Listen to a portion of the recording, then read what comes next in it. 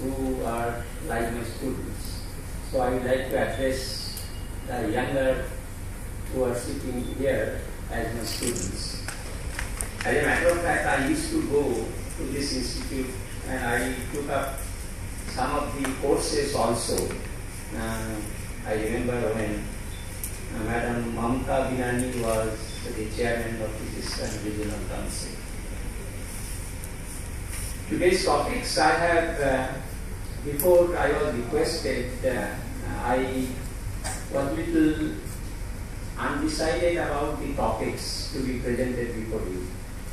Because there are two kinds of topics which can be presented before the audience. One is very popular topics where anybody can expect lot of claps.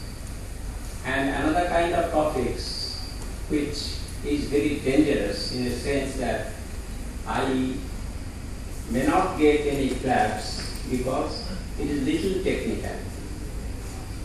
But I have intentionally decided on not getting claps from you, but to make you understand about what is going on in today's world.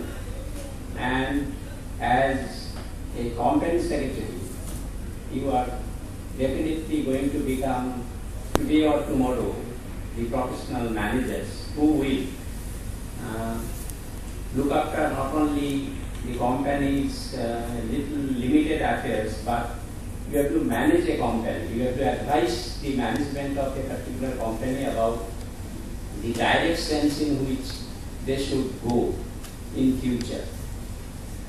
That's why I decided that I will present this according to me.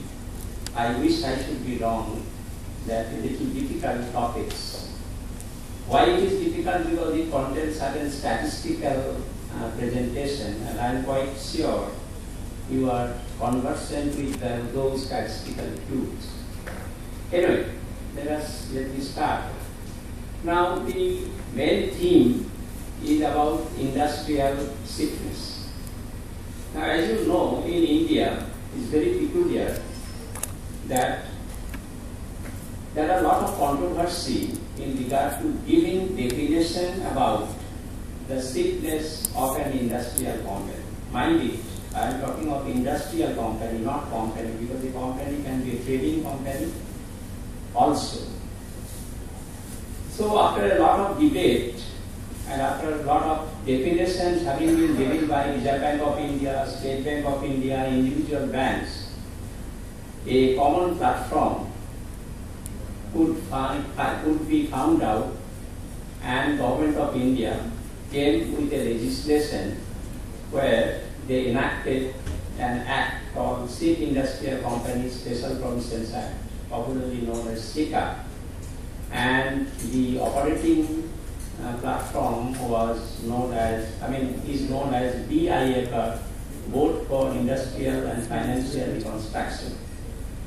So, in accordance with that act, Professor Mukherjee, why did you come and sit comfortably? Okay. So then they have defined very peculiarly that any industrial company whose net worth as at the end of any financial year would be eroded by the accumulated losses, means accumulated losses as at the end of any financial year has to either equal or exceed the net worth, then it will be known as a sick industrial company. Of course, in that definition there is a preamble that it has to be in existence for at least 5 years. I, as a practitioner, don't agree to that definition given by the SICA, and being practiced, all are going by that definition, but I, as a practitioner and I, as an academician, do not agree to that definition. Therefore, whatever I talk today, whenever I say that a sick company, my definition is not that. My definition of sick company is that during the last 5 years, whose network has become negative means that initially the network was positive, but at the end of the 5th year, the network has become negative with a beta of negative value. Beta, as you know, if you run a regression, then you get a beta coefficient. So this means any company whose network was positive and over a period of 5 to 6 years, the network has become negative with a negative beta, then from that company I will call as a sick company.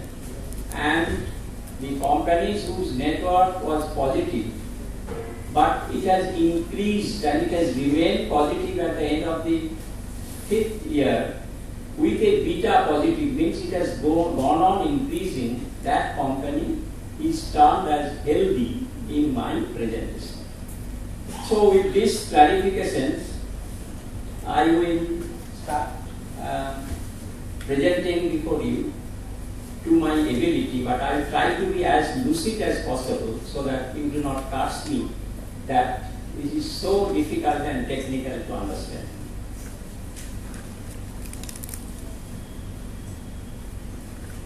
Now, why I have chosen this topic? The time is 1 hour. Yes, sir, 1 hour 15 minutes. 1 hour? 15 minutes. Okay, fine. So, why I have chosen these topics? As you know, as of today, the entire world is passing through a very difficult phase. Wherever you go, you find that the industries are underperforming. And particularly in India, the Indian industries has not been able to keep pace with the technological upgradations with the industries situated all over India, and as such, it has been subjected to further crisis in a sense that during the last 1.5 years, all industries, irrespective of its management and category, they are not performing as we expect, including the so-called, what should I say, that performer, means best performer like Infosys and Tata Steel. To give you only 2 examples, if you go by all the companies, you will find the same thing. So this means that at this stage, one important aspect is very, very necessary, that is that we have to go for turnaround management. Means we have to make an attempt to convert this underperformer into a performer. But as you know, the turnaround management needs a lot of investment. So before any company or any promoter or any management decides as to whether they should go for turnaround management or not, they should get at least 2 signals. What are those signals? First signal, that he has to get a clear indication that that company is a sick company. And then he should make an attempt to turn around only when he is quite sure or convinced that this company is capable of being turned around. For that also, he has to have a signal. Otherwise, no investment will be justified. It will go wrong. Therefore, as on today, these 2 signals, getting 2 signals has become of utmost importance.